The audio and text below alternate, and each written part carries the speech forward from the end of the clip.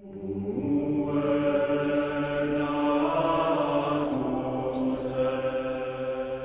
a lot of people are concerned about the future. Many people say this crisis is over, happy days are here again and all this. Yet, how many people think that we're going back to normal, that things will be fine again? How many think that things could get much worse for many people? How many people think there could be a major disaster up ahead? Yeah. So the question here is this, is how do you prepare for it and all this? So we'll leave it to the angel of death, Mike Maloney here. As far as, because gold and silver are kind of indicative of the concerns in the marketplace, the distrust of fiat money, printed money. But that's why gold and silver is kind of the canary in the mine, but they're also the bellwether of emotions, right? Absolutely. And, I'm preparing by getting fully diversified. I buy both gold and silver. I also have started a business. I sell gold and silver.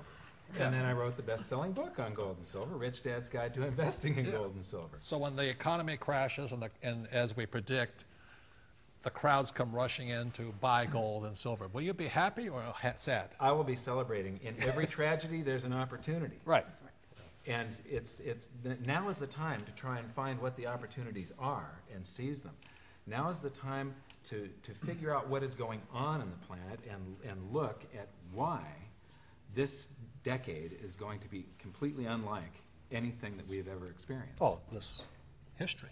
Yeah. World history is changing. Right? Yes, very rapidly. But this has happened before in history, right? But never on a global scale. Yeah, small scale. It's never been global. It's never been global like this. Yeah. So this is going to magnify it 1,000 times. So it's history repeating times 1,000. Yeah. There's two possible extreme or financial concerns. We could either go into a depression, or we go to hyperinflation, which is also a depression. Hyperinflation. Right. The same as yeah. But we could also go to war, which is one way to solve. People think we solve the problem. But also, what's happening is, in Phoenix, Arizona, here they just announced that. They're laying off policemen because the states don't have any more money. At the same time, they're cutting off unemployment benefits. Now, let's add 1 + 1 together. What does that spell? Crap. Buy a gun. You gotta remember this. Remember this. The police cannot prevent a crime. Only you can do that. They can only investigate it after you're dead. So that's one of the reasons I'm preparing. Is I'm still a Marine in my brain.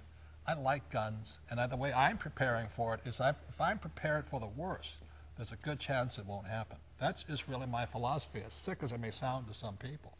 So come to my house, and I'm armed and dangerous, and I'll welcome you. I don't see it, but it's not sick to prepare for the worst. Yeah. I mean, preparing for the worst, people think we're very negative, and we're very pessimistic. Well, we're kind of pessimistic, saying we do think it's going to get worse, but we don't know for sure at this point. But by preparing for the worst, if it happens, we're prepared. If it doesn't happen, we're smarter. Exactly. Right? What's the downside? I mean, for me, I don't have the guns, so I have to come to Robert for the guns. I have the food storage, and I look at, from a food storage standpoint, I look at, what happens if things don't go bad? Well, I still have the food storage. I'm still prepared, and I don't have to worry, can I feed my family in case business goes under or some other natural disaster and I can't go to the grocery store and get food. I have both guns and food. I'm going to your house. Yeah, the difference is that Robert enjoys the moment. Andy, tell him the insurance thing. Yeah, it's interesting. Tom mentioned he has food. I have a year's supply of food for my family, blankets, diapers, everything I need. I can live for a year. And some people will, kind of poo-poo that and say, well, isn't that a big waste of food? And we rotate as best we can. But I'll tell you another thing is it's kind of like buying insurance. If you bought home insurance and your home didn't burn to the ground, would you be disappointed? Well, I'm not going to buy insurance because I'll never use it. Well, no, it's like insurance. We hope we never have to use it. I hope I don't have to use it. But you and I have talked about that a lot, Mike. Yeah. I now have a stock of food also, and I don't like guns, but I now own a shotgun and a 9mm, and I hope you practice how to use that. Yes, I do. Nobody should own a gun without learning how to shoot. Yes. I think in today's market you have to take a defensive strategy and not know what's going to happen. the New Orleans Saints won the Super Bowl, and they won it by defense. And that's how you have to do it in today's market. You know, credit is tightening throughout the world. It's not just in the U.S. Now China's tightening.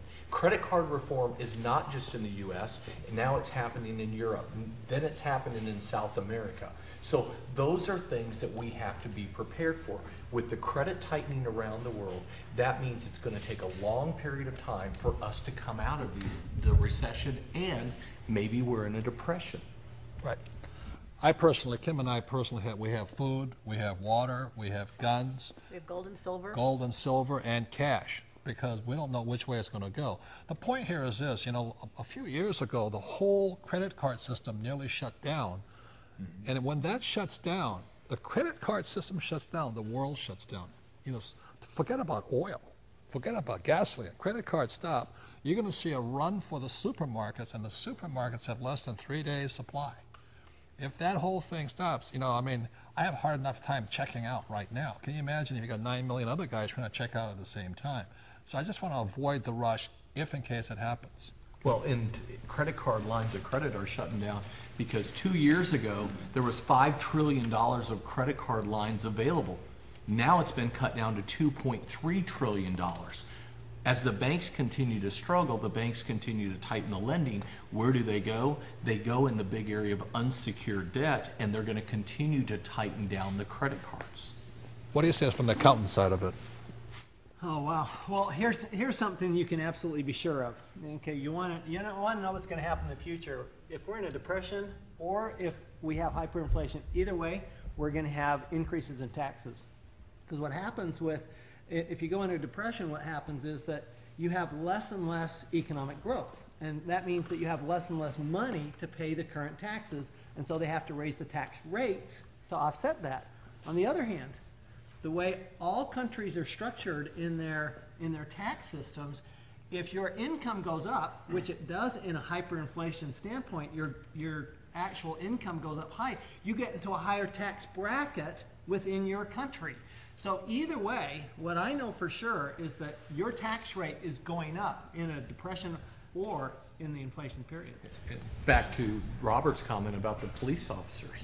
I mean, they're laying off police officers because they don't have enough money. Hence, they got to raise taxes to offset those And they are raising incomes. taxes now. They've just put a new food tax at the grocery stores. You're now going to get taxed on food because they want to keep a few more police officers working. But you know So what that is pays for happening. those, the police and fire is real estate tax. Right, and real estate taxes will have to go up on homeowners. Right. So much for your house being an asset. When the bank owns real estate, they don't pay the tax. Is that right? That's right.